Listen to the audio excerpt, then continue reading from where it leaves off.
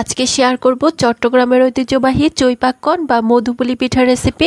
প্রথমে চুলায় একটা কড়াই দিয়ে দিচ্ছি 2.5 কাপ পরিমাণ লিকুইড দুধ, তারপর অ্যাড করে দিচ্ছি 1/2 চা চামচ লবণ, তারপর অ্যাড করে দিচ্ছি 1/4 কাপ চিনি, তারপর অ্যাড করে দিচ্ছি 1 চা চামচ ঘি। এখন এই সবকিছু উপকরণ আমি একটা স্প্যাচুলার সাহায্যে খুব ভালোভাবে মিশিয়ে নিচ্ছি। দেখতেই পাচ্ছেন দুধটা ফুটে উঠেছে। এখন এর মধ্যে আমি অ্যাড করে দিচ্ছি 2 কাপ পরিমাণ আটা। এখন আবারও একটা স্প্যাচুলার সাহায্যে এই সবকিছু উপকরণ আমরা খুব ভালোভাবে মিশিয়ে একটা ডোর মতো তৈরি করে নিব। এখন আমি চুলার জালটাকে বন্ধ করে দিব আর এই ডোটাকে অন্য একটা পাত্রে নিয়ে নিব। তবে এর মধ্যে আমি আগে থেকে ফেটে রাখা ডিমটাকে অ্যাড করে দিব।